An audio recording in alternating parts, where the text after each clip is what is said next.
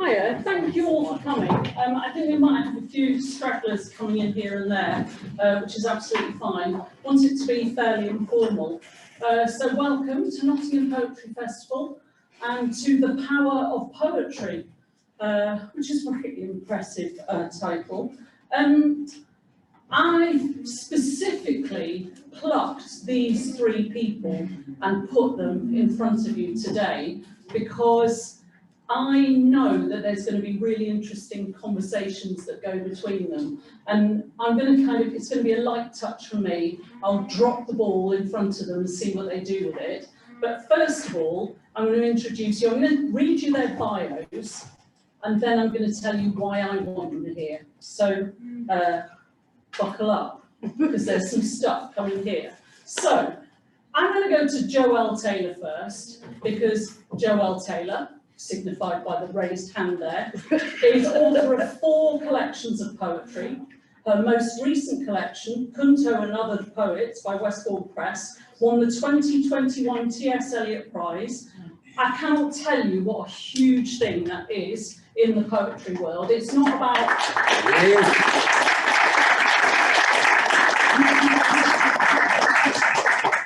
It's not about Joelle winning a prize, though I'm sure it is, but as she herself said in our Left Line interview, when one wins, we all win.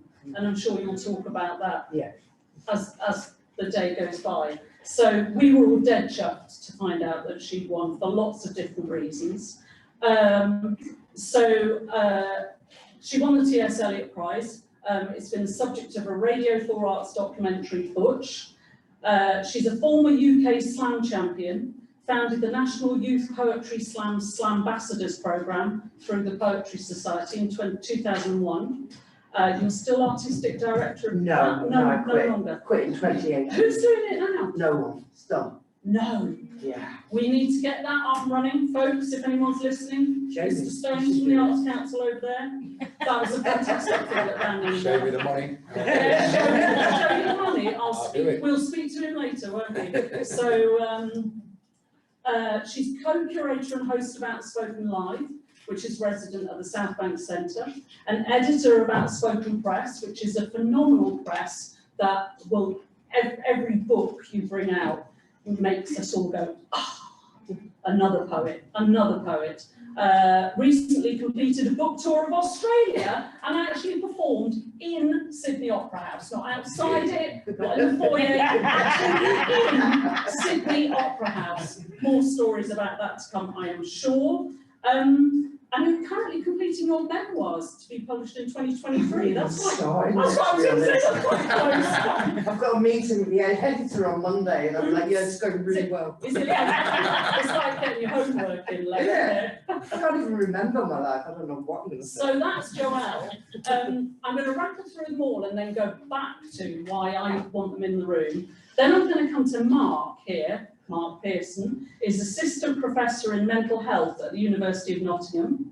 Mark's clinical background is as a mental health nurse, working predominantly with people experiencing severe and enduring mental health problems. Mark continues to research and work within the area of health humanities and is particularly interested in poetry and creative writing.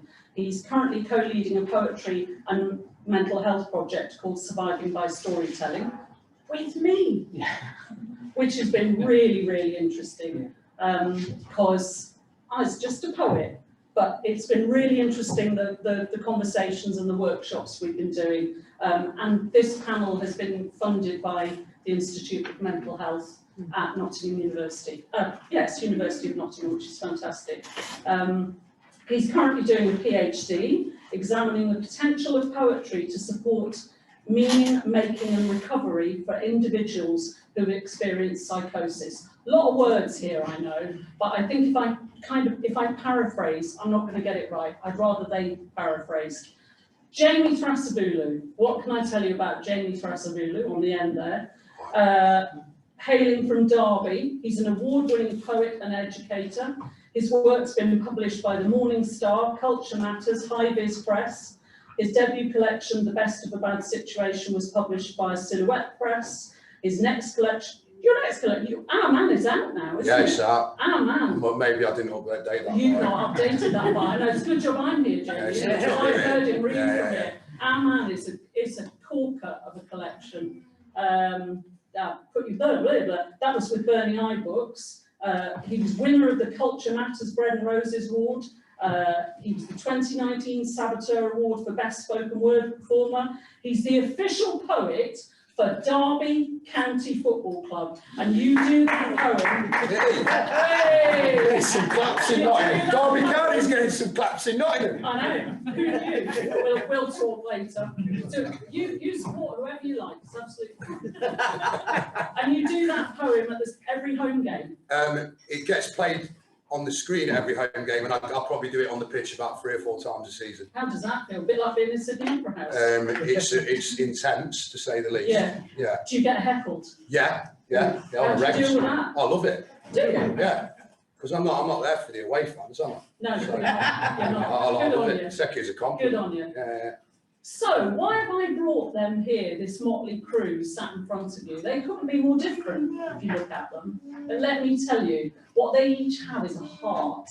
They have a huge, huge heart that's sort of glued to their stomach as well. And when they talk to me about poetry and their work, I can feel it, I can see it in their body. And I know you're thinking, that's a bit weird. But honestly, that's what strikes me about these poets here. So Jamie writes a lot about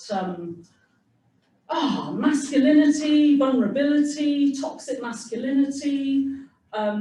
You've done a lot of, you've worked in prisons, you've done a lot of work with, you did a whole project in Stoke-on-Trent with men to explore their own mental health, their vulnerability, and their sort of position in the world. Joelle works a lot in schools, in prisons. You talk about sexuality, about trauma, survival, and there's some dark stuff that goes on, some really dark stuff. But honestly, it's powerful and it's exciting, and I feel like it's full of hope and massive heart. Like whenever we ask Joelle to come to Nottingham, you just come, don't you? Pretty much.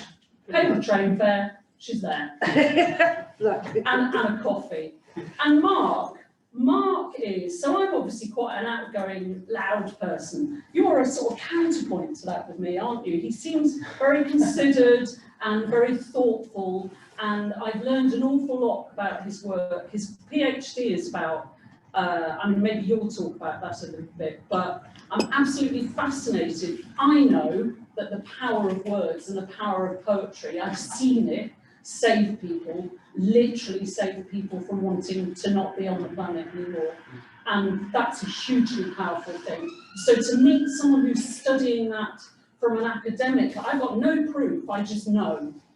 And you are working hard to, not prove it exactly, but there's a whole academic background there to dissect how that works. And hopefully you'll get a chance to explain a bit more about that. And that's really important because we were talking earlier before most of you came in about funding, and it's all well and good saying, give us some money, we want to do this project in a school or this project in a hospital or in a prison because we know it will do good. Funders they need to know, they want bang for their buck, they need to know they're going to get value for money. So it's work like that we can go, well, Mark has just spent the last 15 years studying it, and he says, so that's why you're all here. And I guess the first thing I wanted you to do is each share a bit of your poetry so we can get a sense of who you are. You can volunteer to go first. I'll go. It's got I'm doing like a really, really short one because hi guys at the back there, year 9s. Not doing my usual stuff because I don't want to terrify you. This is from a book called Songs My Enemy Taught Me, which is a kind of it's a look at the global state of women, and it looks at sexual terrorism globally. It looks at the kind of invention and the sustaining of misogyny. And this poem is called Colony, and it's about the state. Well, it's pretty fairly self-explanatory, but it's kind of what these kind of assaults do to you. colony. Today, you are a colony. You are somewhere off the coast of a land that does not belong to you. You are an outpost of the empire of him, detached from your own landmass, an island drifting toward the edge of the world. Your children will learn another man's language, will never quite understand everything you say, ask you to repeat when you whisper tales of your body, that old country, and how you used to own everything in it, you will say. Never let a man build on you, daughter. Take a photograph of who you are now and bury it. You will say, the emperor is wearing clothes, daughter, and they are yours. Thank you.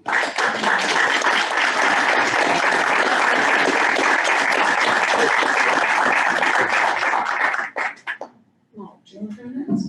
Yeah, I can go next. So whilst I don't necessarily consider myself a poet, a lot of what I've written recently has been as part of the research I've been doing and as sort of reflective tools, I suppose, to help me think about some of the conversations I've had with people. So yeah, I'll just read this one and I'll sort of say a little bit about why. An hour together with an erratic connection, too many questions and a feeling of tension as my mind buffers, struggling to process your answers. And then we're finished. And I turn to you with crude words, hemorrhaging like crude oil, that now lay on the surface of this moment. But you've heard me, and I've heard me, and perhaps it's okay. And that...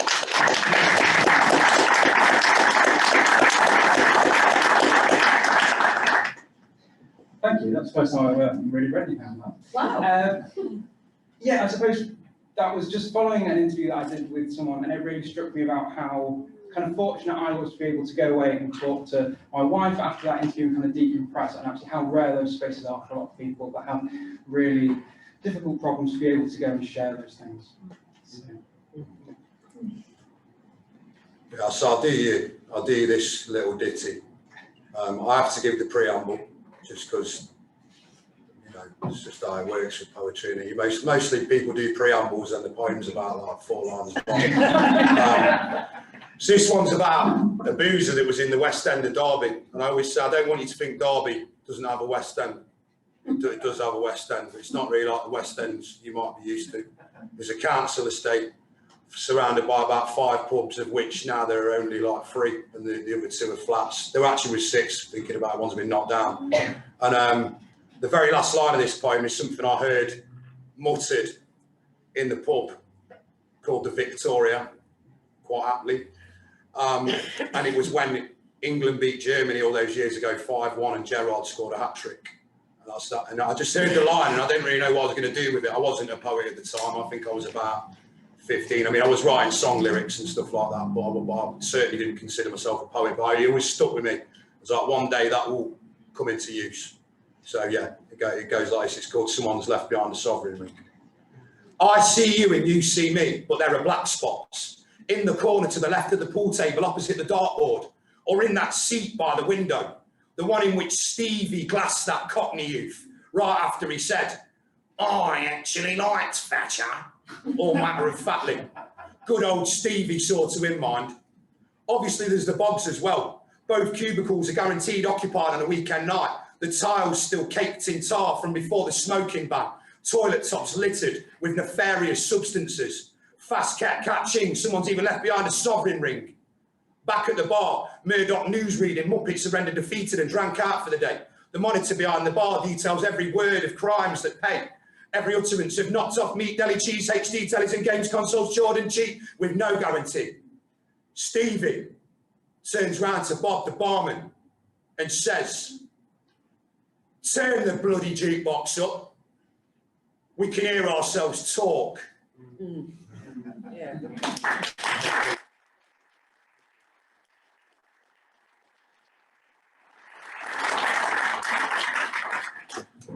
Thanks all, thanks. I know it's often quite tough to sort of deliver a poem when you're sat, you know, just having a chat, so I really appreciate it. Jamie, well, both Jamie and Joelle, you walk when you perform, don't you? They are very physical, like you really do hold those poems in your body. So thank you, I appreciate it, but I think it gives you a sense of why I wanted them here and how different the poetry is. And one of the first things I wanted to sort of drop in the middle for you to kick around was what is it about poetry specifically that makes you keep going with poetry? Jamie, do you want to kick that off? Yeah, it's kind of, I think poetry is like the language of conflict. It's like the language of trauma. It's the language of bad experience. And I think for me, because I ain't had a very easy life, I'm not going to go, I'm not going to go into detail about it yet unless any specific questions are asked. But for me, it's just a way of coping, and that's like kind of how it started. And because I have to continuously cope through life, then I just continue with it. I mean, when I actually started writing, I said I was going to be like the East Midlands Irving Welsh, and I've still not finished a novel. Do you know what I mean? So I found that I would finish poems. And so then people wanted me to get poems published or perform poems. So I just kind of just kept going with poetry. You know, I am going to write a novel one day, and I will be East Midlands Irving Welsh, but, you know, all in good time. So, yeah, I think it's just something that it's there. It's like in my blood. And I didn't really think it was. You know, I was lucky enough to study at Derby University, and there was a lecturer called Matthew Clegg, and he just turned around to me and goes, "Jamie, have you ever thought that you're a poet?" And I'm like, "No." What are you on about? And he's like, "You are." He's like, you know, that's what I see in you. He's like, "I read your fiction, I read everything else, but what I see is the poetry." And I think I just ran with the idea after that, and I never really looked back. So yeah, yeah. Oh, it's similar for me, like the idea of it being in my DNA. So we have a similar trajectory. So we're both from the ends, and my introduction to poetry wasn't poetry at all. It was music, punk music. And like back in the day, they used to have all the lyrics on the back of the albums, and then I wanted to be a punk star. So I started writing stuff to music, essentially. And then I don't know how it happened, really. I see poetry as kind of like small cinema. You know, and you're walking around with these kind of small cinemas and small operas inside you that kind of work empathetically as a way of kind of connecting people. So for me, the poetry, whilst I write books, where poetry is most alive for me is on stage. You know, when you're actually, because there's the poem that you've written, there's the poem as it's performed, there's a poem that happens between audience and performer, there's a poem that happens between the audience. And there's all these different vectors and dynamics that I think of as poetry. And yeah, I mean, I had a very tough, very difficult growing up, very, very tough early years. And they do help you to process, you know, because they distill thought, they distill things. So spoken word is very different to page poetry in terms of what the poetry can do, but we can talk about that later.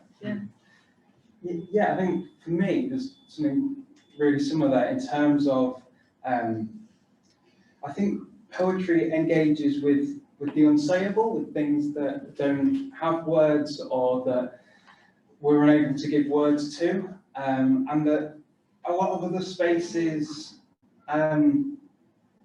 perhaps are less so in terms of engaging with things that we're struggling to say, or things that need to be said in a way that don't make sense, if you like, that aren't considered coherent, I suppose, in a typical sense, that have a lot of meaning to them, but don't necessarily, follow the expected way that things need to be said or need to be communicated.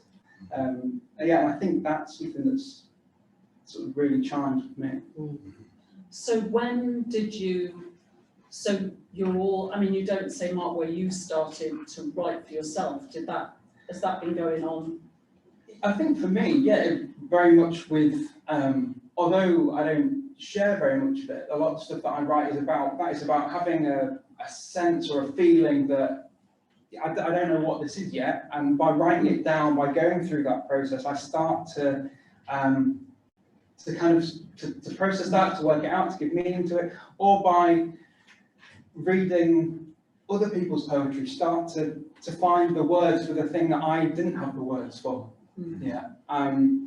So yeah, that's where it started for me and continues for me. So when, to all of you, when was there a moment, I guess, when you thought, I want to take this outside of doing it for me?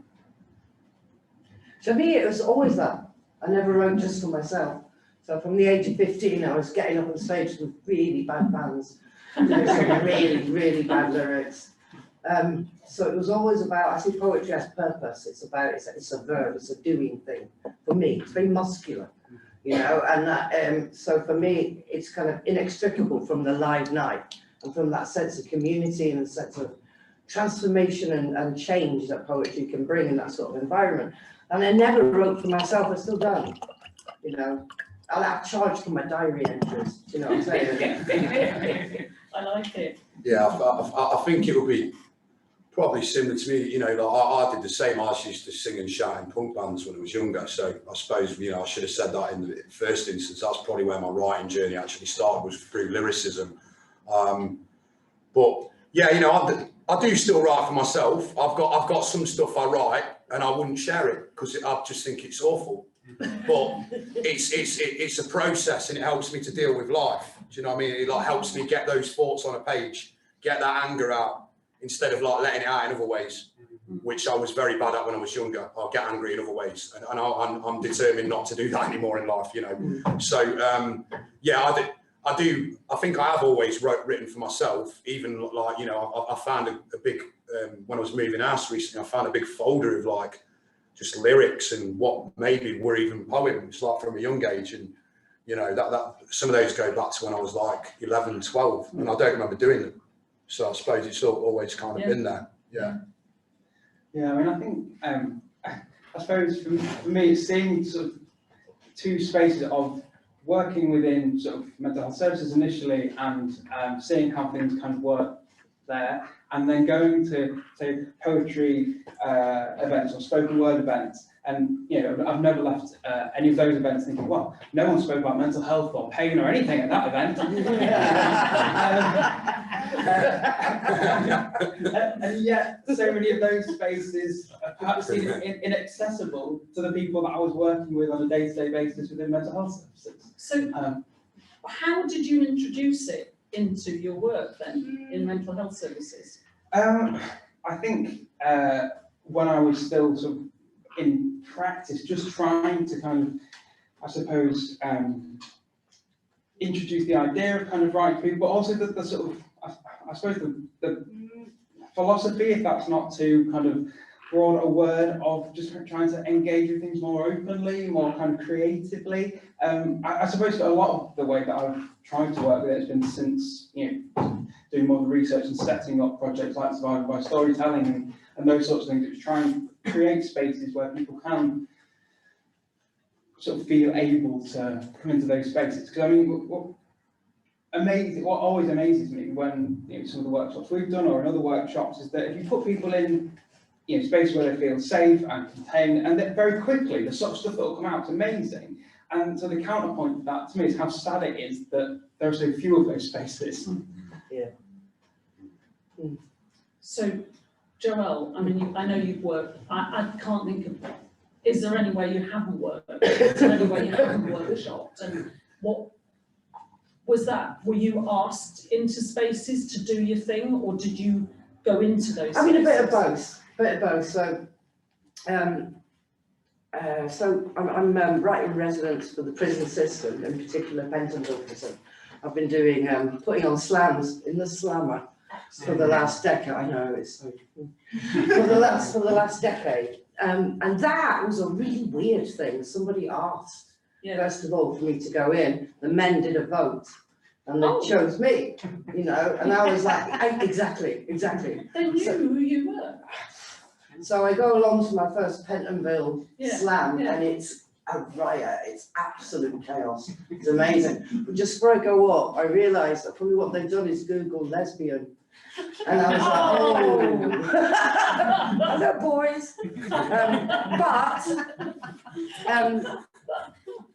So some of it's kind of accident. Some of it's, you know, you're curious and you go and see what a kind of environment's like. But I got very addicted to working in prisons and different kinds of prisons, very challenging environments. Working with sex offenders, for example, which I really didn't want to do. But I felt that it was really important that I did that. For you? For me, for them. Right. Be in the room with me, let's have a conversation about what's happening, where this comes from, Yeah. and how we can change it. And I, you know, and it's made me see some of the most dangerous human beings in the country in a very different light. Seeing that vulnerability that I think leads to violence and leads to these kind of, you know, fear leads to violence. Yeah. And then through that, particularly with Sons Mainly Taught Me, I worked with 18 different groups of marginalised women across the country. So it's refugee groups, there's refugees, LGBT refugees from Uganda, girls who have had FGM, women in prison system, a whole range of different kind of communities. Partly because like I said, poetry is a verb, it has purpose, it's muscular. And it's a way as well, like we were saying, of distilling the way we think, which means that phenomenal things happen in those small rooms. Like I've seen, I'm sure you've experienced it too, Jamie, I've seen really spooky grown men crying for the first time in front of each other. When it's like in a prison, there was this one particular occasion where they suddenly all realised that every single one of them was in care, had been in care. And so, you know, so it's like, I really like working with men, I really do, because they're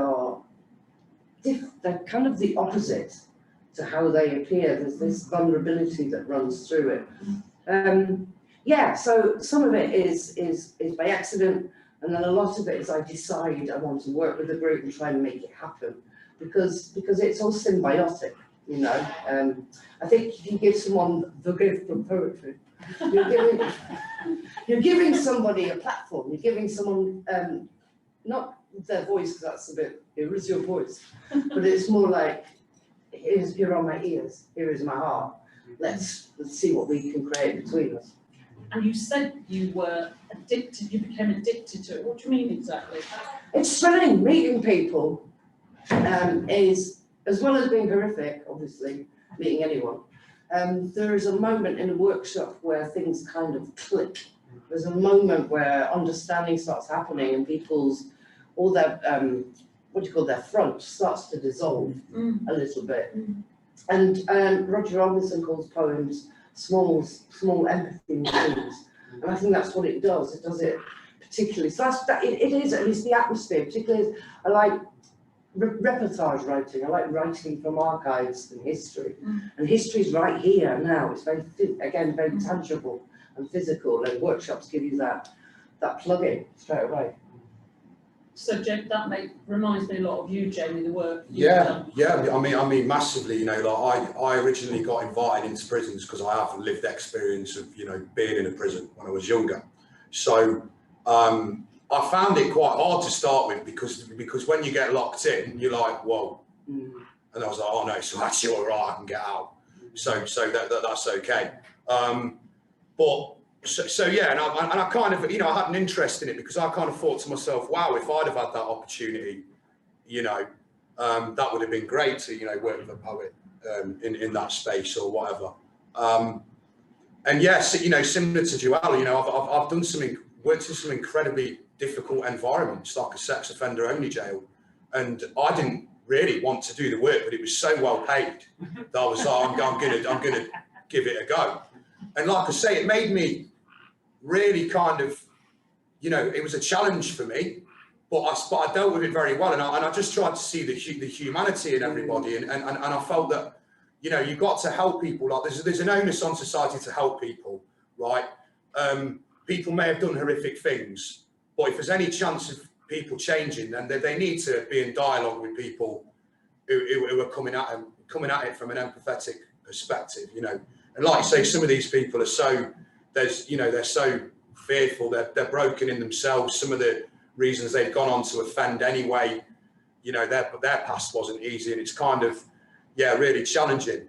And also, you know, but then, you know, on the other side of it, you know, I've worked in women's prisons, and they chose me, a bit like Joelle, they chose me to go in. Yeah. And I'm like, wow. And like, and all these women have suffered at the hands of men predominantly. And quite a few of them, you know, ended up, you know, committing crimes against their partner that got them in prison, but they've been driven to that point or whatever. And so I found that strange. I was like, wow, why do they want me? But then as soon as I get in the room with them and they just know that you're on the same page, people open up. And like Joelle says, like beautiful things happen in a workshop. Like people create such amazing things, and they don't even realise it's good, because no one's ever told them anything was good. And I think that's like my upbringing, you know, like I had a really bad teacher at school when I was in junior school, and she told my mum I was illiterate. And do you know how much I carried that around me for the rest of my life? You know what I mean? Obviously, she's clearly wrong. You know what I mean? I'd love to see her again. Just say, yeah, have you seen my books and stuff? You heard me on the radio, Duck? You know what I mean? I'd love to. But, like, it's so damaging. You know, like, people can be so easily damaged. Yeah. And I think that bringing a space to someone to even, like, have conversation can be life-changing for me. I've watched people, I've watched, you know, I know how I've changed people's lives. Like, I know I have, and I'm, you know, I try to be humble about that, but that's so powerful, you know, and it makes you feel like, yeah, you know what, I brought something to this earth. I saw well and good writing some books and getting on stage and getting applause for doing some poems, but what are you doing to change society in a positive way? And I think that's what really gives me the buzz, whether it's a school, a pupil referral unit, a prison, refugee centre, you know, university now where I'm an associate lecturer. I can see that I make change with people, and that's what keeps me going. Keeps me going through the bad times, you know. Sometimes I really don't feel like going to them jobs when I'm on a wobbly day, but I'll go, and then as soon as I'm in the room, I'm like, no, this is cool. Yeah, because they give you energy. Exactly. Yeah. You know, I've stopped, like we were talking outside, I've stopped doing school workshops because I've done 20 plus years of tap dancing with poor kids like you. Look at your face, there's the you know, but the minute you get into the space with them, you're aware of that tangible, the willingness, they give you energy, you know, the idea gives energy.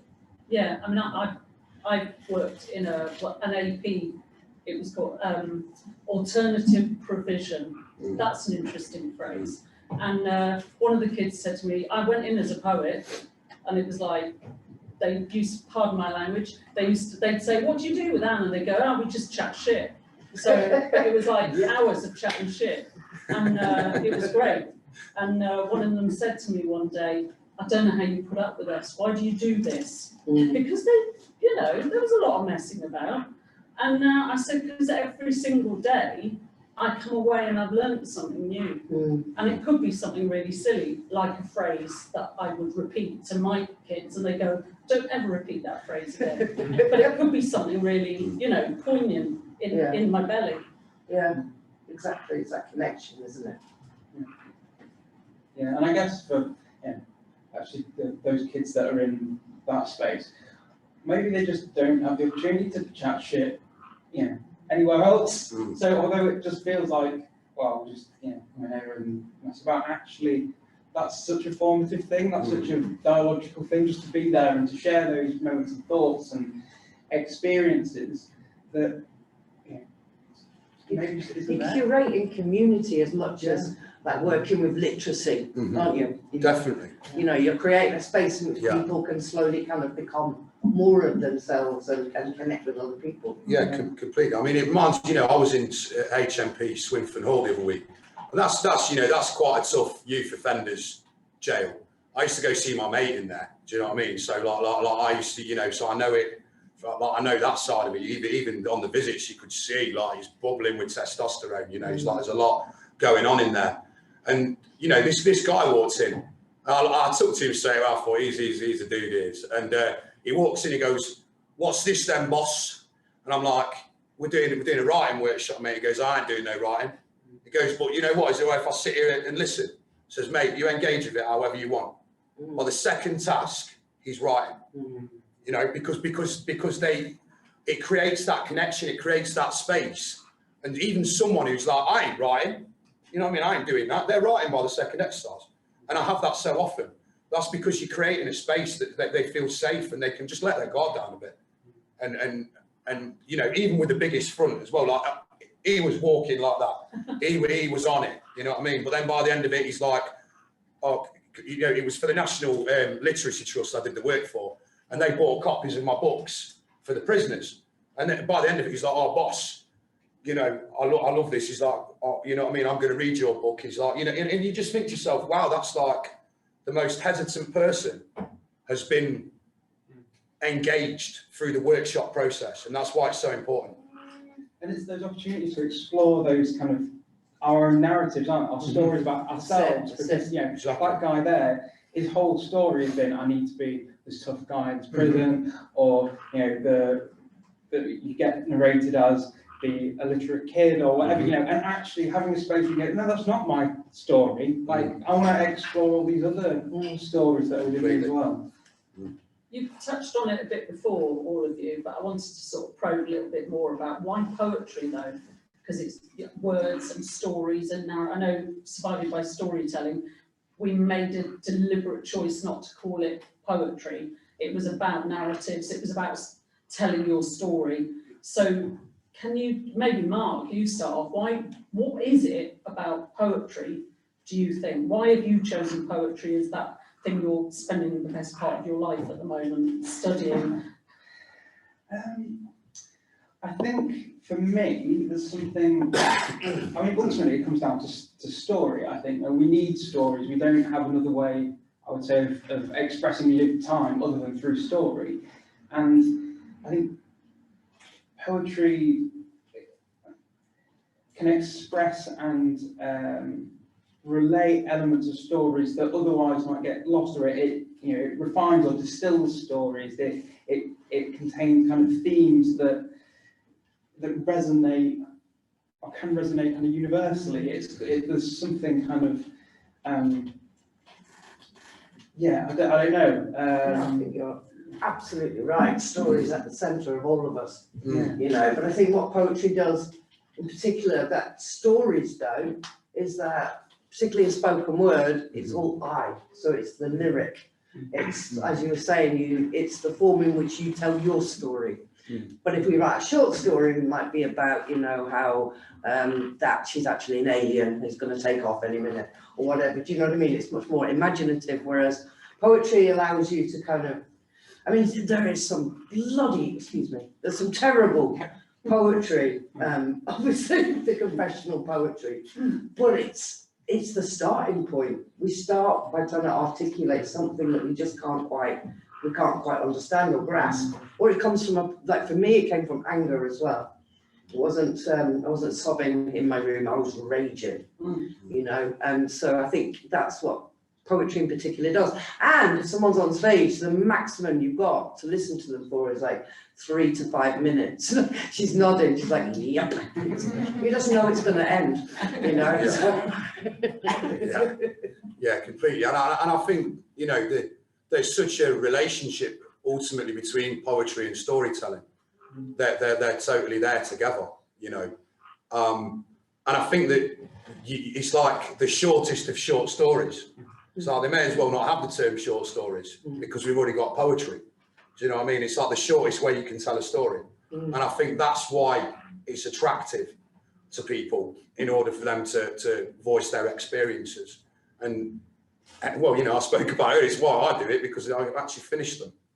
Whereas, like, you know, I've got thousands of short stories on my hard drive. I've got like 9 novels I've started writing. I ain't finished none of them. You know what I mean? Because there's so much more detail that you have to do in those art forms. Whereas the great thing with poetry is quite often less is more. And I think that's maybe what makes it so good for communicating an experience. There's all that space there that ain't being said. So I'm going to drop a word in now, and the word is intent. So you're writers of different kinds. I mean, you're both professional poets, you're out doing your thing. You're a secret poet who uses poetry as a tool, part of your toolkit in your work.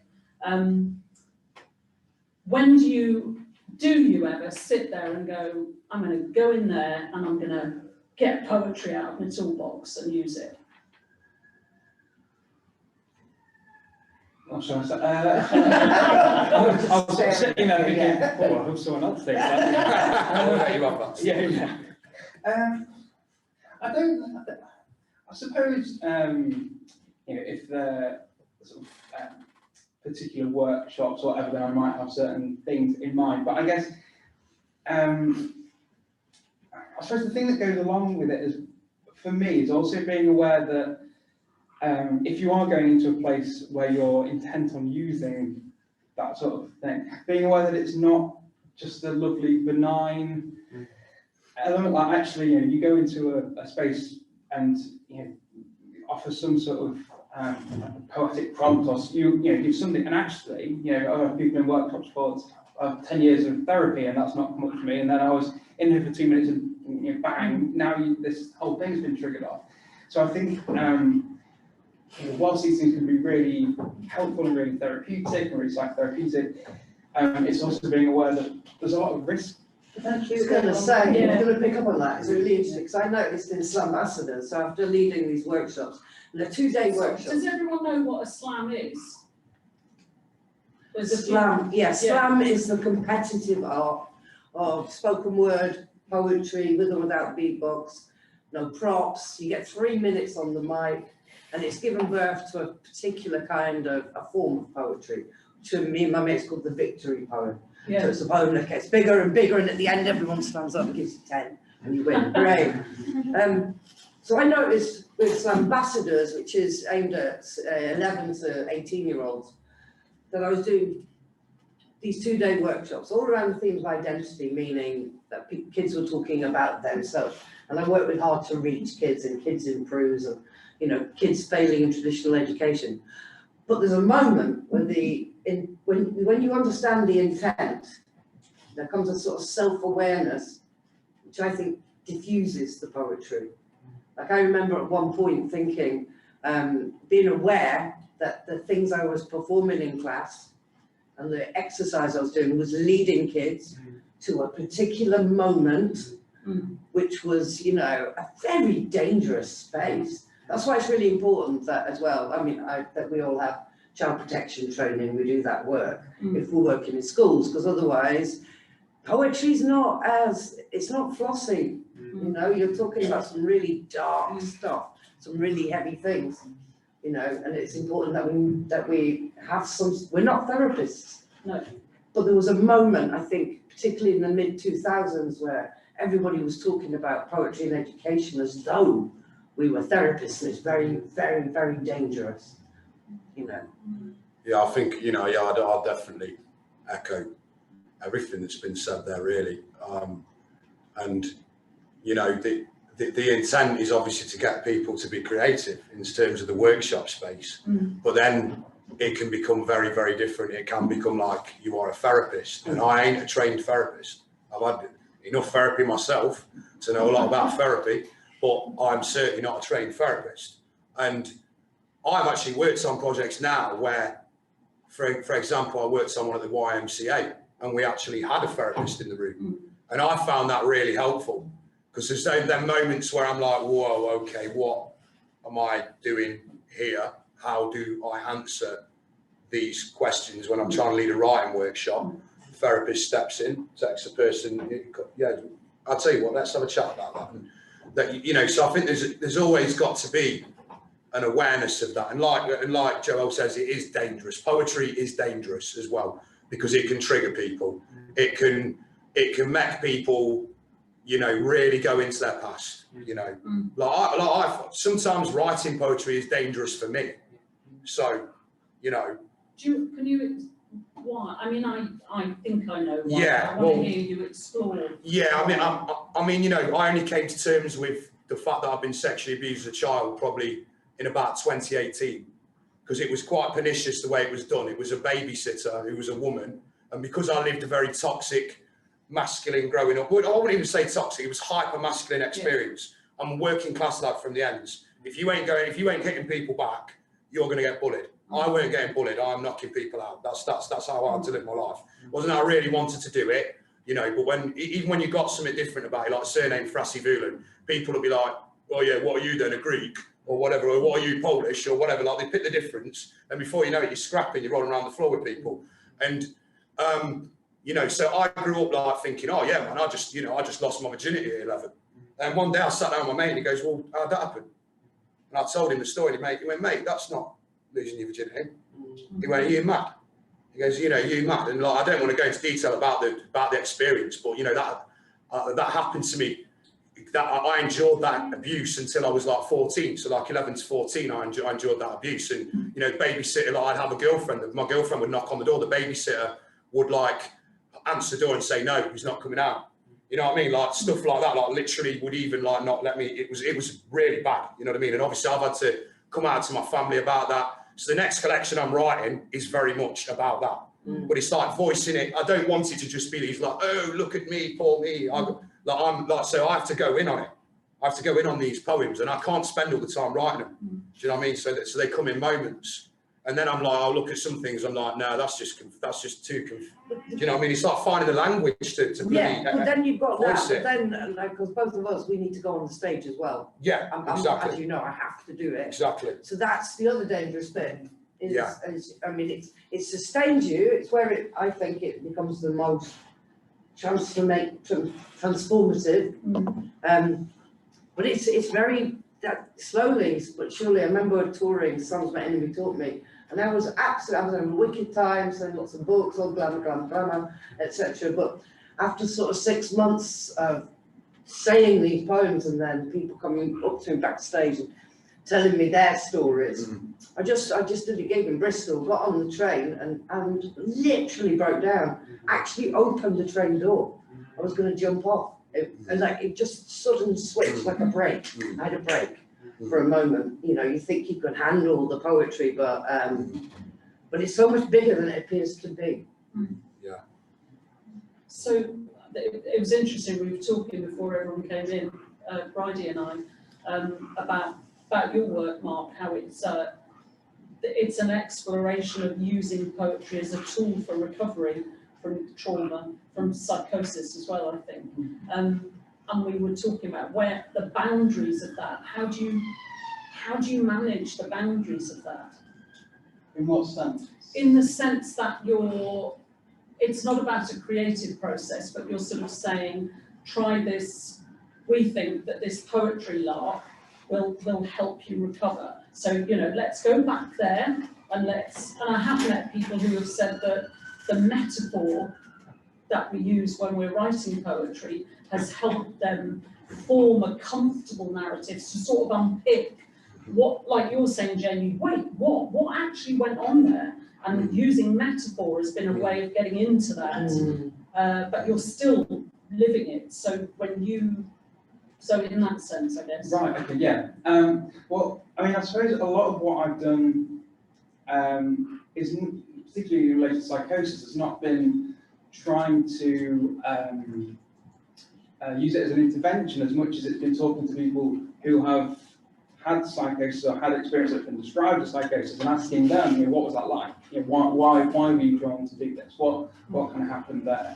So, you know, in that case, it's, you know, people are already kind of organically moved, or for whatever reason have ended up moving towards that because either there was something that they felt they couldn't express in another way. There was, I say, whether it's to do with particularly metaphor, being able to kind of explore these things that are quite complicated, and particularly if the way that the experience has been is, for want of a better word, really quite bizarre. You know, how do I tell my friends and family about this incredibly bizarre thing that I've had in a way that kind of is felt to be or needs to be coherent, or needs to be, you know, particularly that fear that if I tell people, if I just say what happened, people are going to think that I'm really unwell or really bizarre. But if I write it in a poem, then people will engage with it creatively.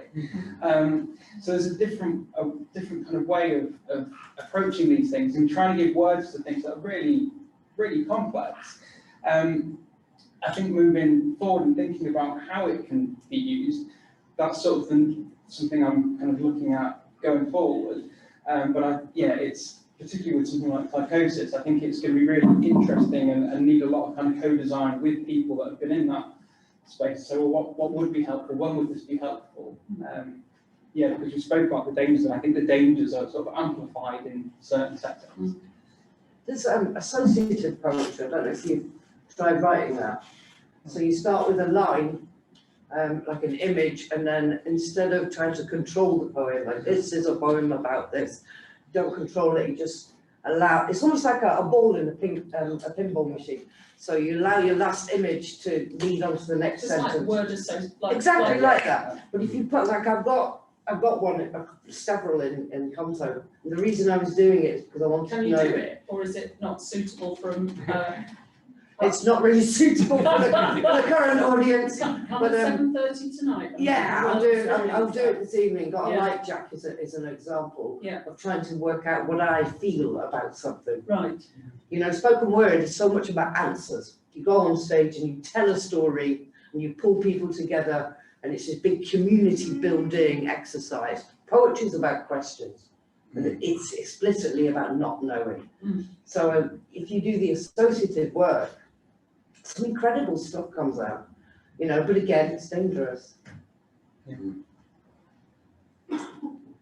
I'm wondering, is anyone, because we've been rattling away, is anyone there wanting to ask anything? Whoa, Rochelle, yeah. Hi. So Mark, this is kind of for you. I'm a writer myself, and I've been writing since about 2016 when I experienced my first psychotic episode. I've experienced two, the second being in 2019. And before my first psychotic experience, I wanted to be an actor. And then the psychosis absolutely changed me. I just didn't find that I was gaining what I had before in acting, and gravitated towards poetry. And I actually wrote a lot of poetry while psychotic, although none of it is good. And I wonder if you, like, the way I've described it in the past is that it gave me like an autonomy back that I didn't have when I was trying to pursue acting, but I found I had when I pursued poetry. But one thing that I find really difficult to write about is my psychotic experiences. And I think maybe it's this fear, like this of creating a dangerous situation for myself, wherein I'm going into something that was incredibly traumatic, to be honest. So I wonder, like, if you have any words to say on this, how to access a space, because it's something that I would like to write about with a lot more than I currently do. But how do I create that space where I feel like I can? Oh, goodness, that is a good question. Yeah. I mean, I suppose, first of all, I think you're right. I mean, I think it is, and a lot of people I've spoken to say it is a really scary place to go back to writing about that. And I think for some people it's sometimes the sort of things that maybe seem tangential to that time. So maybe I'm not writing about exactly what happened or exactly what I was thinking or feeling, but maybe I'm writing about, I don't know, the day I was discharged from the ward, for example, if you end up going to hospital, or how it felt when I spoke to a nurse on the ward, or all those things that kind of sit around it, that I think sometimes starting at that point help people that I've spoken to start to kind of reclaim a bit of a voice and reclaim a bit of a narrative around what's happened, because so much of my senses, so much of that time ends up being co-authored by other people, so it ends up being, you know, people might say, I had this experience and it was really difficult or really traumatic, but you know, there was meaning there, the stuff that's come out of it, but it ends up being just kind of wrapped up as this sort of, and I'm not kind of bashing sort of medical models ways of thinking, but it ends up just being kind of wrapped up as, well, you experienced a chemical imbalance at this particular time, and this is what happens as a result of it, which doesn't often embody a lot of meaning for people. That ends up just being a sort of fairly hollow thing that they carry around. So starting to chip away at that a little bit, I think, is often really hopeful and starting to re-narrate it. Yeah. I don't know if that answers your question. No, it does help. Thank you. Yeah, just finding the moments of it, because some of it was really meaningful, but obviously bizarre. Which is what another reason why I think I steer away from it is that how do I possibly put words to this experience that was so undescribable in a lot of ways. But thank you. Yeah, that helped. And I think that word autonomy you said, and then you kind of, gentleman at the back with the beard from the specs, that's you, sir. I've got out of beard. Yeah, my question is, I've got a couple of questions, and they're in no way as deep as the question that was asked by the young lady over there. The current political administration, ! Do you think poetry could help their mental health? And my second question is, if you were leading the country, how would you use poetry to drive mental health change? Simple. I don't think anything can help our leadership. No. And so, you know, the thing is, I mean, we're kind of doing it now. We're writing about them, not to them. Yeah. And some people are beyond poetry. I think you have to Absolutely be hate them. receptive Yeah. to it, Yeah. and I think that would hit. The only thing I could say about it is there's this like ex-Tory MP that was, he was something to do with David Cameron. I don't know his name. I've seen him on the telly. He's like horrible Tory guy. And the other week, actually, he trolled me on Twitter when I was on Radio 4 saying my poetry wasn't poetry, it was bad poetry, it lacked scansion, lacked rhythm, you know. So that should kind of give you an idea that I don't think they're really open to it. I don't really think they're open to it because it wasn't, you know, one of the classics. You know, it wasn't written in iambic pentameter or whatever. I didn't think he could notice it as poetry. So, you know, I took it as a compliment. I didn't even respond. Do you know what I mean? It got pulled. I mean, he didn't at me, but it was someone tagged me in and says, "Have you seen what this dick's saying about you?" kind of thing. And I was like, "Oh man, I'll just allow it. I've got no interest in engaging with you. I've seen you on the telly. You're horrible." You know what I mean? So yeah, I don't think we can save the current government through poetry. But yeah, in terms of like poetry helping with mental health, make it a part of it. You know, the work that's happening, that Mark's doing, is very important. That could be vital to making that happen, because I do think it's a tool. It's part of the toolkit. You know. But it's also not just about poetry, it's about all the arts, because what we've done under the class system, you can't talk about poetry without talking about class, about who's not allowed ownership of poetry and language, you know, and skills and all of that sort of stuff. Because they don't know what that is, do I? But like, our mental health is affected by the fact that we think of art as something to the side of our lives, because we're also neoliberalist, capitalist, forced into working. Like even my own family don't think I've got a real job. They're waiting for me to get a job. You know, any minute now I might actually do something. But so if you make arts part of the holistic experience of being alive, that means we're all constantly creating art and responding to it, and it being a part, like we're saying, of this wider conversation with other people and connection. And yeah, that's how I think it would help improve mental health. And your school librarian bringing a class group, Yeah. year 9. Yeah. I do know there was someone at the back there, and there was someone, Zach. Is that, and I've got Manjit, and I've got Mr. Hunter. Oh, blimey. Am I all right going in order, or is Manjit, is yours coming directly into that? No. Is that okay? I can queue. Yeah. I feel like I need one of those ticket systems, but I was conscious because Manjit does a lot of protest poetry, supportive poetry. I mean, protest sounds like it's. I just do poetry. Yeah, exactly. Exactly. Poet. There's protest. Yeah. Yeah, so But gentleman, behind the gentleman, yes. Hi, I'm very new to poetry. I don't know anything about it. I can give you the names of everyone. I'm really sorry. But I heard that poetry is a very good mechanism for coping with something that we had in the past, especially for the gentleman on the right, Mike. Jamie. Sorry. Yeah, it's cool. I Don't worry. want to ask you, for both of you on the left side, if you're trying to cope with something right now with poetry. Yeah, always. Well, to be honest, I always am. You know, I've recently come out of a very toxic relationship. So there's that, along with the trauma that I was already going through, that I wasn't supported in the relationship. So yeah, you know, I've got a lot of stuff going on always, but I don't know. I'm in a better place the last few weeks. If you'd have spoke to me about this a few weeks ago, I probably couldn't have even been honest about it. Whereas now I just accept it for what it is. I just got duped. You know what I mean? That someone was a good person and not a very good person, and that's, you know. So that will come out in the work now, but in a way, not just like, again, it's so hard because yeah, you are dealing with stuff, you are coping with things through poetry, but you don't just want to be writing like a therapy journal.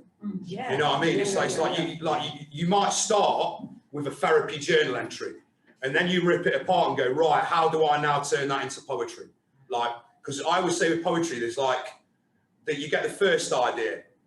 And I had this with a student yesterday, and it was like, their idea was, my heart sank.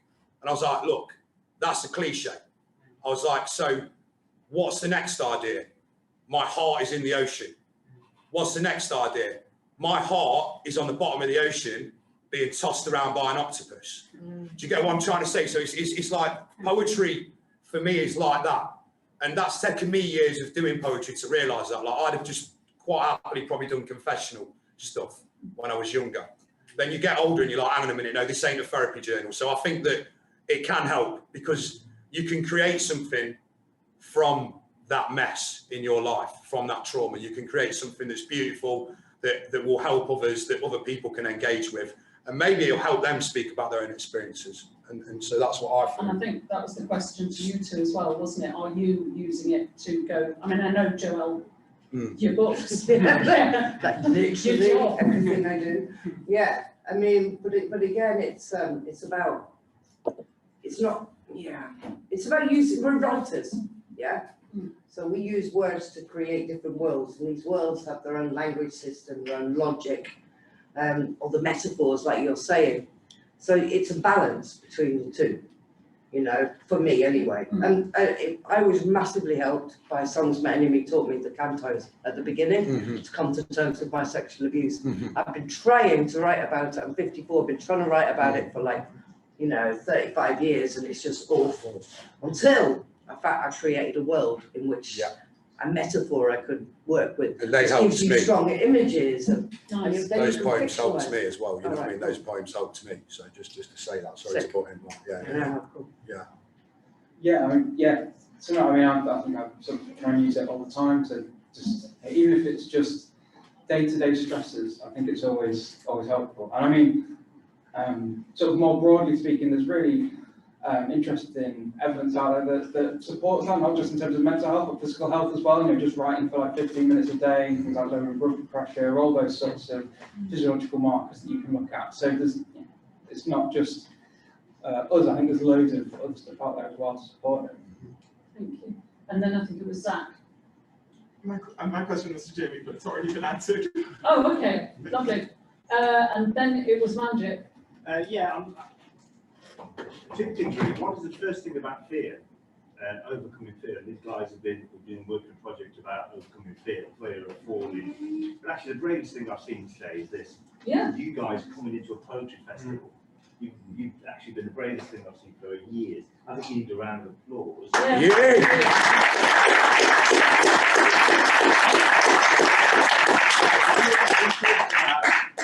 Applause being oxygen to the poet. And actually, it's a sign of love and acceptance. The audience makes the poet better because the audience is the support system. And I think if bigotry is a mental health crisis, then early intervention is the key.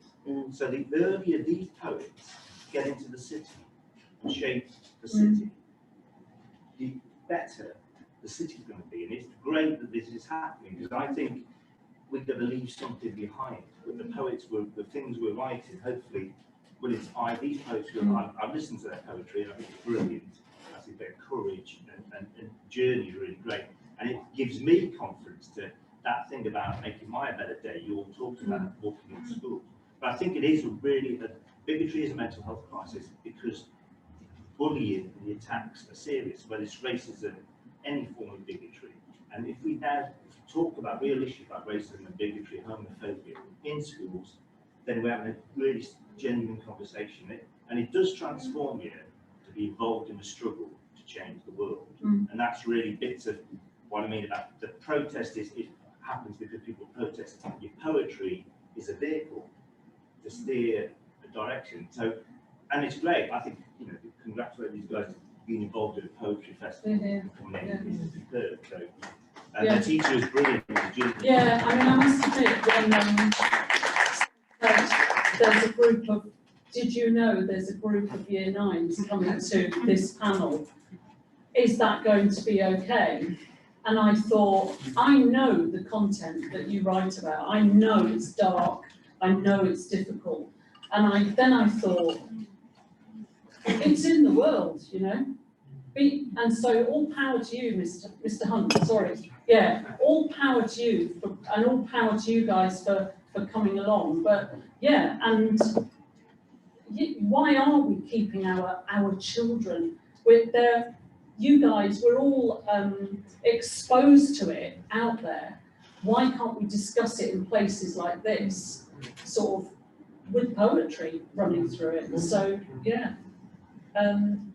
Mr. Hunt, you've got a question. Thank you, and it sort of links on from that in the sense that all of you have spoken really about working with groups who maybe didn't think that poetry was for them. And I think, Joelle, you've mentioned specifically people who think that poetry is kind of for someone else. And I've grown up in all the schools I've taught in have been like ex-mining towns and places like that, where I think there really is a feeling that poetry is for posh people, poetry is for the people in the country, poetry is for, you know, the elite, not for us. How do you, so Jamie, you spoke about like the after effect, where after a little bit of working with some people who were initially resistant, they can kind of become more accepting and more embracing of it. What about that initial period? Like if you're with a group who really don't think it's for them, how do you approach that? Yeah, I mean, there's a number of ways. You sort of develop a toolkit, as I'm sure Joelle will also agree with. So if I've got certain kids or groups of people and they're like, nah fam, ain't feeling that poetry, you know, bro, and all that kind of stuff. I'm like, I know what vibe we're on here.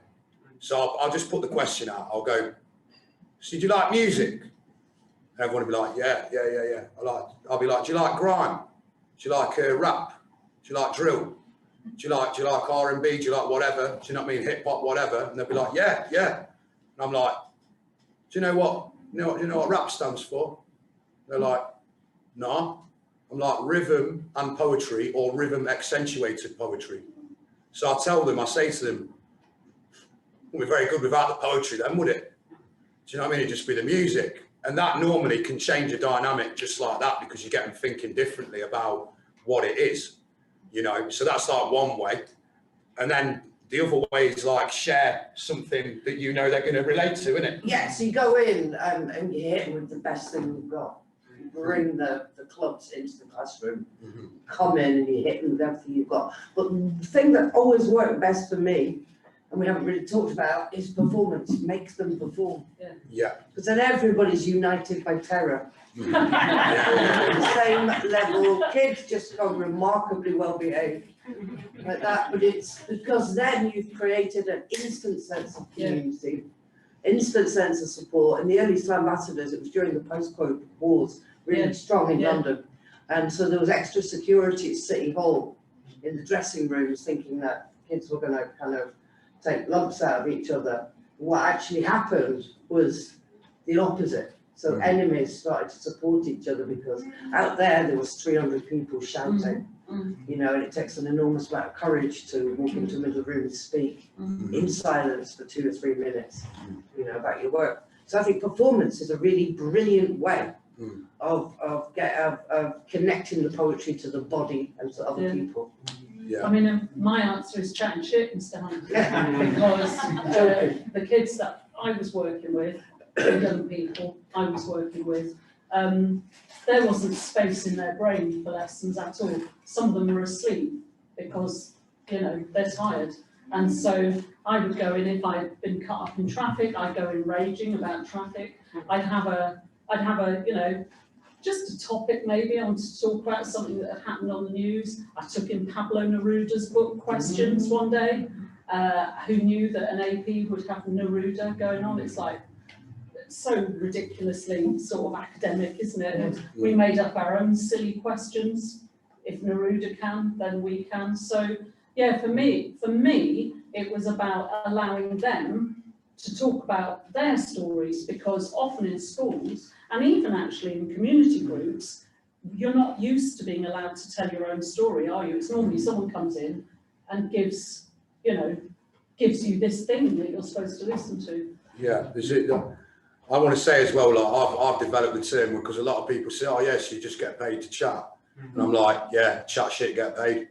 Like seriously, instead of like chat shit, get banged. You know what I mean? So like, it's like, yeah, actually, it's a good way of doing it. So I'll just share the love with that one. Anyway, but I just wanted to say that one other thing that I think is quite important to the idea of engagement is, and going back to the question asked, like, what would we do if we, if we was in charge of the government and get poetry at the heart of things? Man, I just completely scrapped the GCSE syllabus for poetry. It puts the kids off so much. So often I'm going into schools cleaning up the work of that GCSE anthology that is still virtually the same as when I went to school, except for Armitage gets new poems in there, obviously, you know what I mean, but nobody else. And it's like, why don't they make it more regional?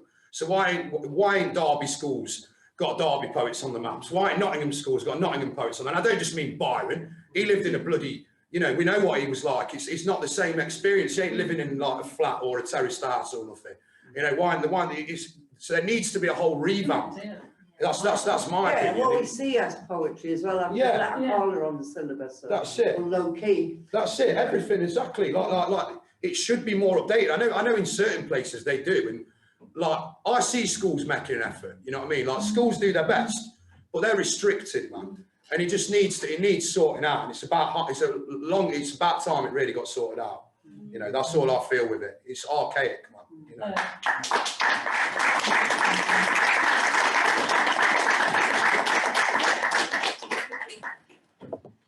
This is more of an observation about that. I just trying to view and talk about writing about the earliest experience, most recently. That's been my experience.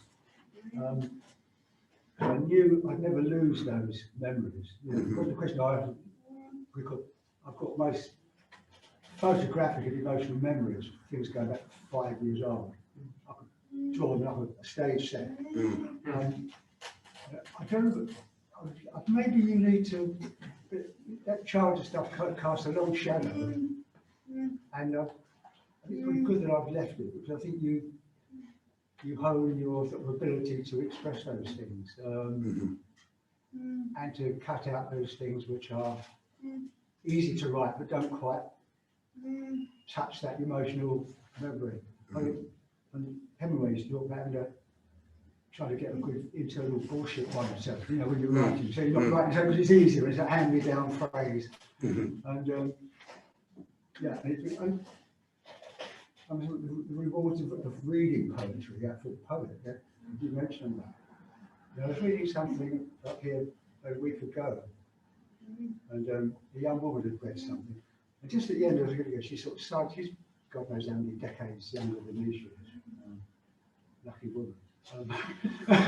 And just sighed up and went, those last couple, she couldn't remember, those last couple of lines she read there.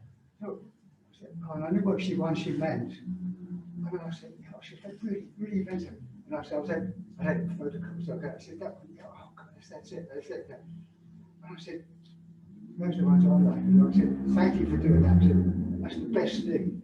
Often enough, one person they talk up and say something that really doesn't. I think that's all on to something, for me. And something that goes through gender and age and anything.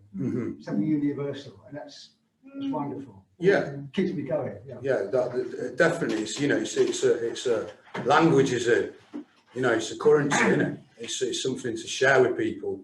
And sometimes if your words have a good positive effect on one person, then it's done the job, hasn't it? It's done the job. sitting down scratching your head. Yeah, definitely, definitely. Anyone else with anything? Well, I was going to ask Marisa, yeah, fantastic. Nothing from Marisa. Jim? Yep. Shout out to both, all of you. Love what you're doing. One thing I picked up, which I'm interested in, is like you're talking about maybe writing quite honest confessional poetry and starting the process up, and then that shift to looking at it and thinking, how can I express it, like revisit it, return to it, and almost work on it, and the idea of the balance between personal writing and the craft side of it. And I was really interested to know for like each of you if that was an ongoing journey that you had to go on, you know, and if anyone particularly came in and helped you, you know, gave you a certain collection or said, this is amazing, but have you considered this, you know, pushed you into a certain way of looking at your work, and have kind of any early memories you have of that? I think I just became aware I needed to do it, because I'm very good at, you know, I don't know, I'm never satisfied with my work anyway, if you want to know the truth. Like, even some of the stuff I've published, like now, I take it out of the book. You know what I mean? So it's kind of strange. You always have this weird relationship with your own writing. And I just kind of thought, and I think it came a lot through doing commissions. Writing commissions all the time changed my relationship to my poetry that I'm writing, not for commissions. So it's like, look, the commissioned work, basically I can get away with writing stuff that's quite naff, if I'm being honest with you. Some of my commission work is not my best work, but I'll deliver it. I'll deliver the commission. The commissioners will be happy. They'll think it's brilliant. And I'm like, cool, done that. But it was doing that, I think, that made me go, right, well, when I'm doing me, I want this to be as good as it can be. Because you ain't always got the time when you're under the constraints of a commission as well. Sometimes they're terrible to get in touch with you 2 days. Oh, can you write this?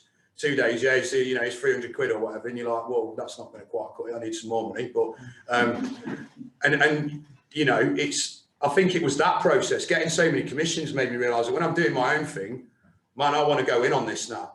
And obviously I'm well read in poetry, and I keep myself well read. I keep myself up to date.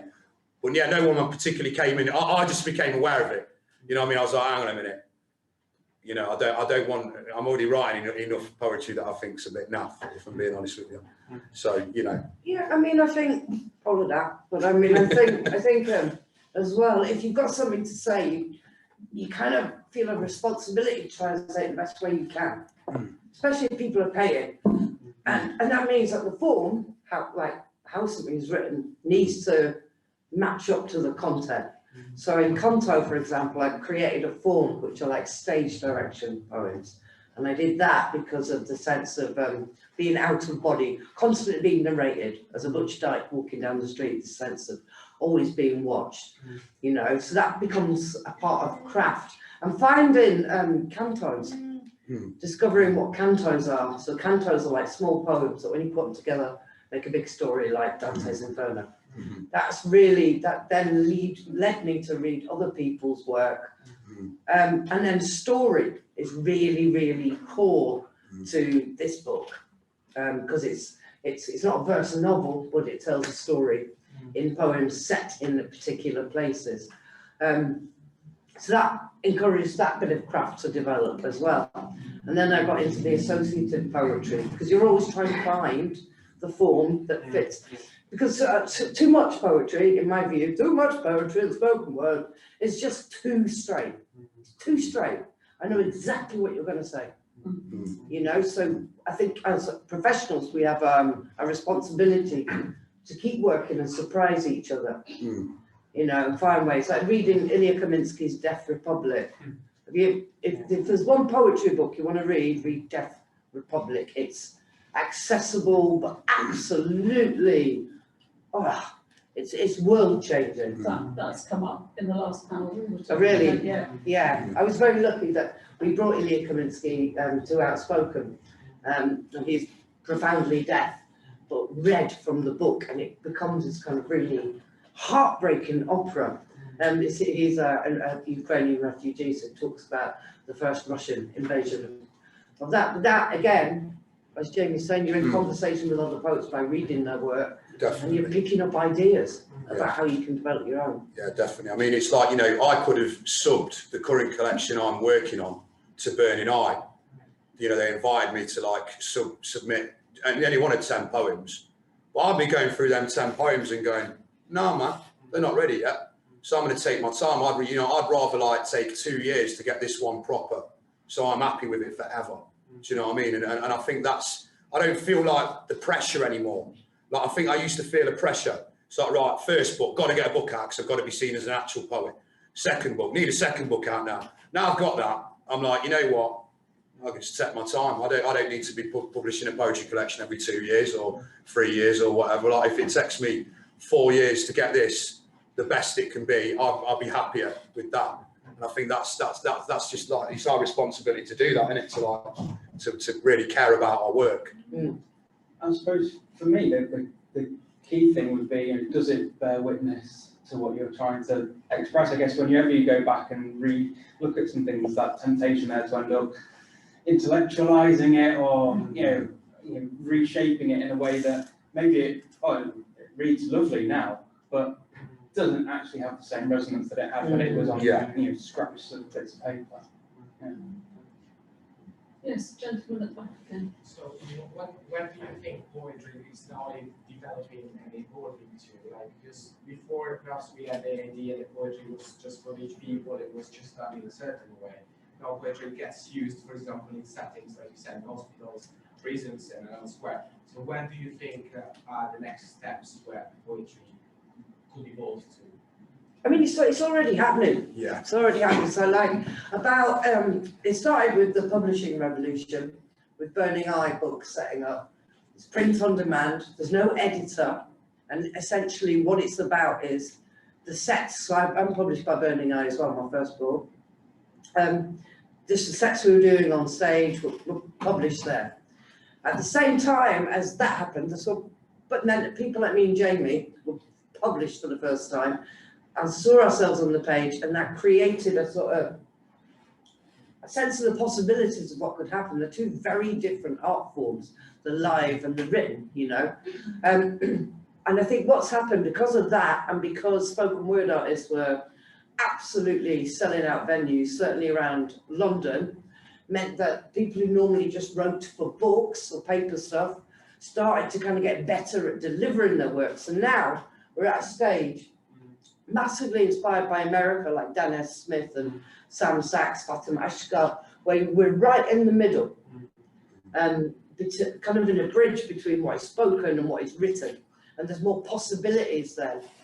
So I think the only real way we can, I mean, this is just from an events point of view, events and publishing, but in terms of wider community change, it's about all art being centralised, about seeing it as its importance as a mental health, awareness tool, as a way of connecting parts of the community. That's the only way it can go. And funny. Yeah. And with music. Yeah. And with, and all the different ways. You said something earlier about, did you, Joelle, about class? Yeah. And how can you talk about poetry without talking about class? Yes, exactly, you can't, all race. These things are really important. Yeah, completely. Because I don't think it's been owned, I don't think it's all, we think, it's always been owned by, the intelligentsia, but it's not. We've always had story. I mean, you look at Shakespeare, he was writing for working class people. But Shakespeare is now protected by elitist people. Yeah. So even that whole thing has been twisted. You know what I mean? It's like to make it all inaccessible to the common person, and that's kind of where it's at. But I just feel like now with poetry, and especially with what Joelle's done, T.S. Eliot, it's like we've really kicked the doors off now. Do you know what I mean? So like the working class folks, we ain't having your elitism no more. You ain't telling us what poetry is. We're going to show you what poetry is. You know what I mean? Because it ain't just what you think it is. And there's so many different types of poetry, and everyone has a right to exist. Do you know what I mean? Exactly. It's like music. It's a huge broad church. But like artists like Dan S. Smith, American slam poets who won major literary awards, come over to the UK. It was Dan S. who first said, you've got a real problem with the class system here. Yeah. Because Dan S. and artists like ours in the States are really valued. When I've performed in Brazil, it's televised. You know, your gigs, your slams are televised. There's an entirely different relationship to art, and we are very arrogant in the, as we all know. Yeah. We speak one bloody language for a start. It's very embarrassing. And we think that we're the heart of writing, the heart of art. But when you get out across to other countries, particularly beyond Europe, you can see it occupies a different position, which I think is what we need to get to. Yeah, and I think just to add as well, I think we're now at a stage in life where people who don't think they want poetry want it. Like, the example I always use of that is when I wrote the Derby County poem. That just went off, and I'm like, what? Or like all these people who were like football fans that would never engage with poetry, treat that poem I wrote like a national anthem. You know what I mean? And as a result, I then wrote a play about Derby County. There was a Derby Theatre. The theatre was packed with people who've never been in the place, all because it's about we're creating an art form with something they already engage with and are absolute fanatics about. You know, Derby County fans, like Forest fans, like most teams, they are fanatics. You know, they're absolutely obsessed with it. They live and breathe the stuff. So for me, that like when I wrote that poem and it actually went down, well, I was like, oh God, what's going to happen here? You know, loads of people. Don't get me wrong, I'll get trolled a little bit by it, even by Derby fans, but the majority just really taken to it, and that surprised me, and that makes you realise that like people don't really know they want poetry, you know, but they do, and I think that's the beauty of now. That's the beauty of the now. All the things that are happening now is that people want it really, whether they want to admit it or not, or whether they're even aware of it. And I think there's a shift as well in the sort of the broader discourse in health as well. I think for a long time it was like, oh yeah, the arts, yeah, that's all nice and lovely, but it's not really relevant to what we're doing over here. Yeah. And now there's an increasing recognition of just how important this stuff is. You know, just how the idea for health humanities, medical humanities, whatever you want to call them, that there are now degrees springing up in the sort of thing where people can start to go and look at how do we actually get this stuff in a way that's really helpful to people. So that it's not just seen as a nice add-on. Actually, this is the thing, rather than just being something else that's nice. To get there. Gentleman with the beard. Again, still got a beard. Like some others here, I've experienced poor mental health over the last 30 years, and my question is very much related to that. How do you personally avoid your own mental health relapsing because of your enthusiasm for the dark sides of poetry? You don't. No. It's my job to go into dark rooms that I'm scared of and see what objects I can pick up, or see if there's people in there that I can help to bring out. You have to go to those. Could that trip you into a dark period? Absolutely, absolutely. But then, like I was saying earlier, it's balanced by the fact that I don't just write, here's how I feel books. I create a world, and that world gives a kind of safety, and it's imaginatively based.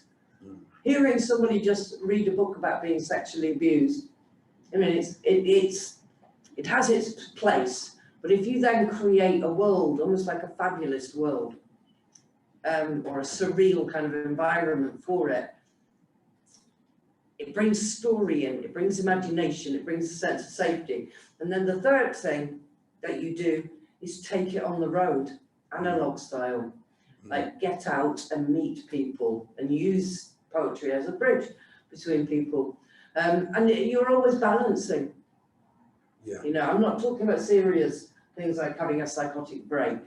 I'm talking about anxiety and depression, obviously very serious as well. But you know, I don't know a writer personally who doesn't walk that tightrope. Yeah. How important is community then? So if you're Huge. so if you're not you can actually go on a tour, but you know, for us. I'd really agree with that. You know, like I mean, I say it all the time. Be very wary of a happy poet, because I'm not sure what's going on there. To be honest with you, I'm not really like. And I always say, look, you know, there's a difference between being funny and being happy. Like we all know the story of all the comedians. Plenty of comedians could make you laugh all day long, but they were depressed as hell. Yeah. So yeah, you know, I don't think it's something that you do as a happy and fully mentally well person anyway, if I'm being honest. I think that's kind of why it exists.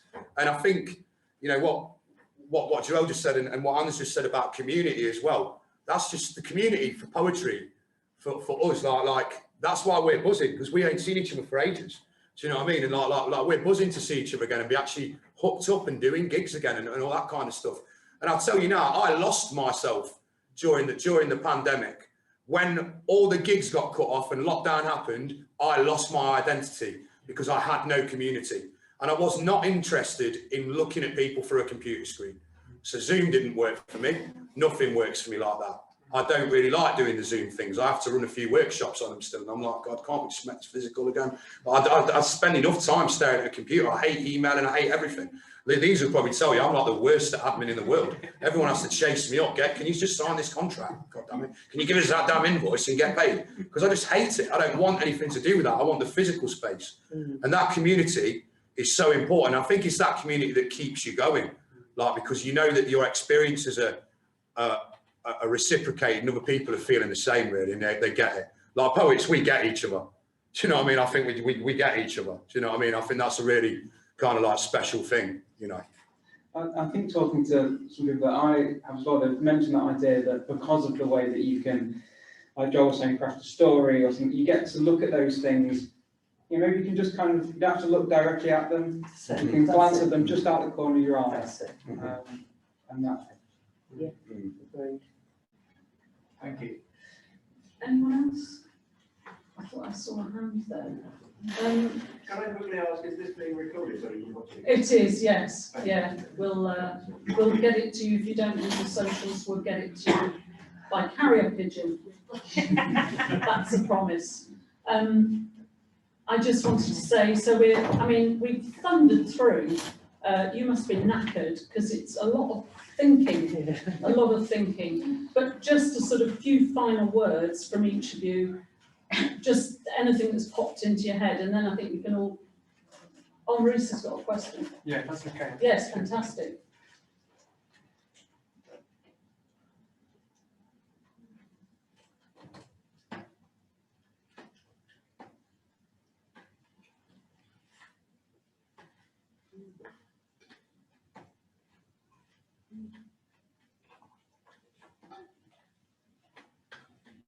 What one moment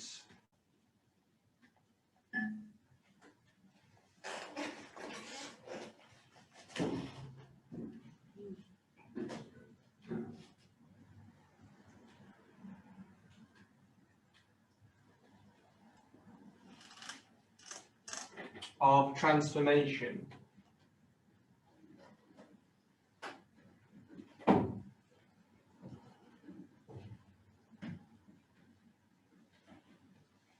through poetry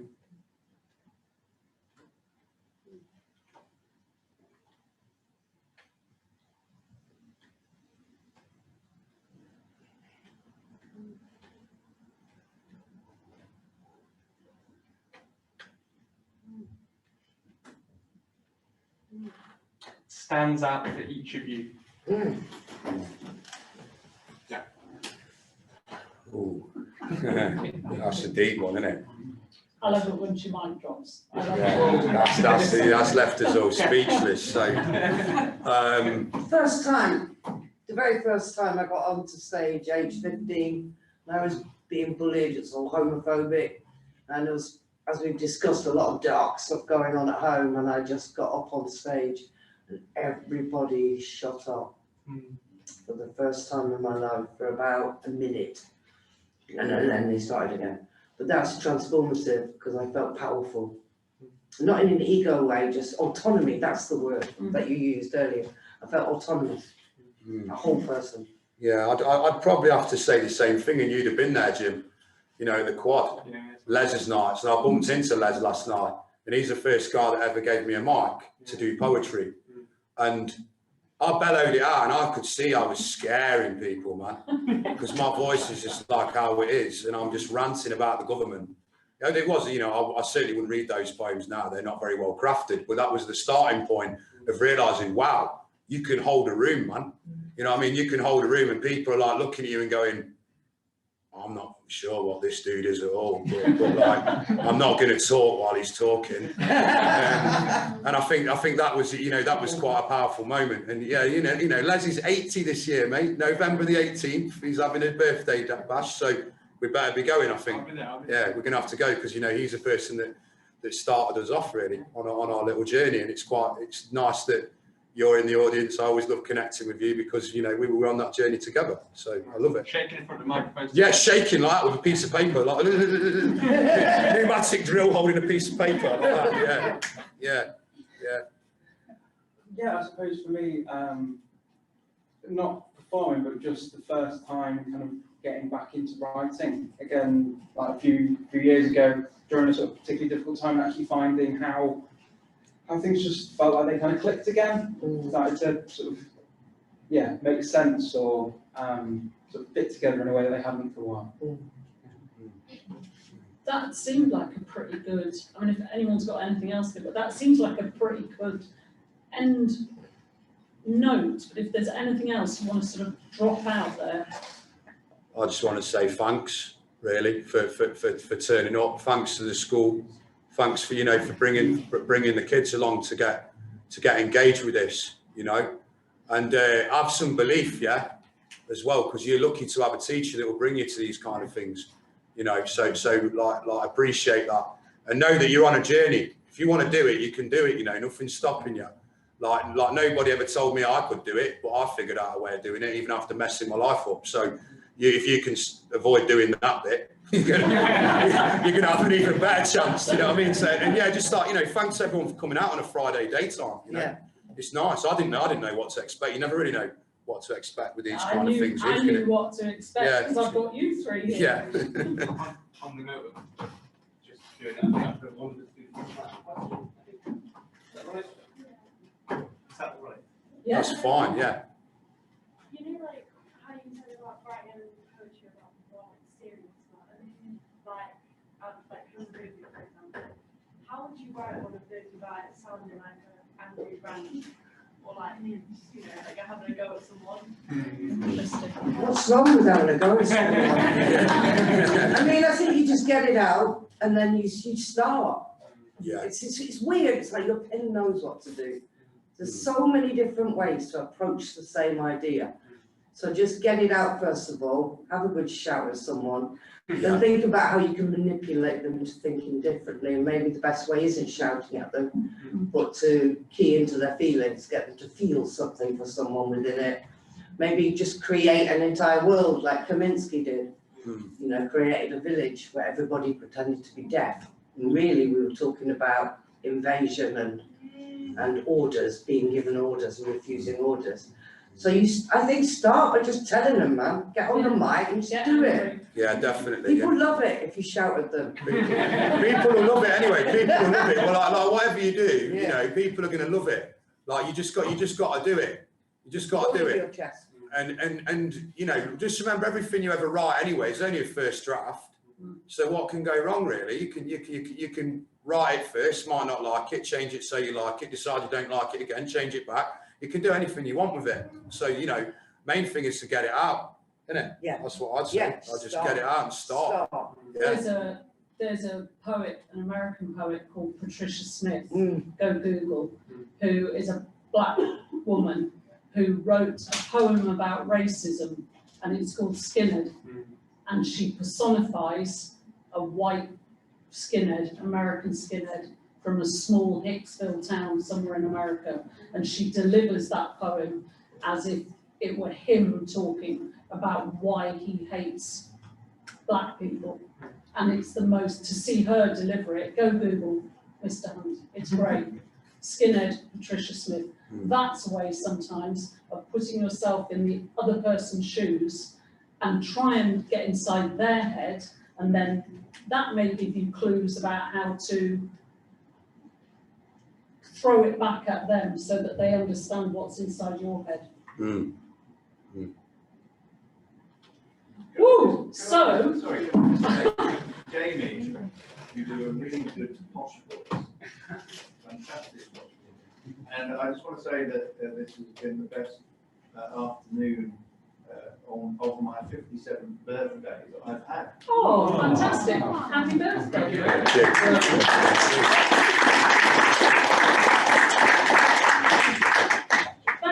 Thank you so much for coming. I forget it's like a Friday afternoon because the days have rolled into one.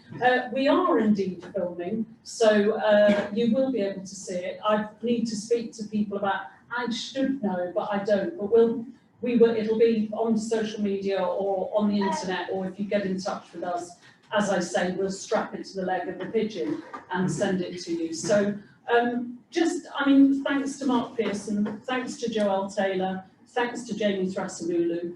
Joelle will be performing tonight at the Old Cold Store, which is next to the Bat and Fiddle down near the station. I believe there are some tickets still available. We're packing them in. That will be a celebratory evening like no other. Thanks to you guys. Thanks to all my team. The tech lady whose name I completely forgot to ask. Thanks, Izzy. Izzy, thank you, Izzy.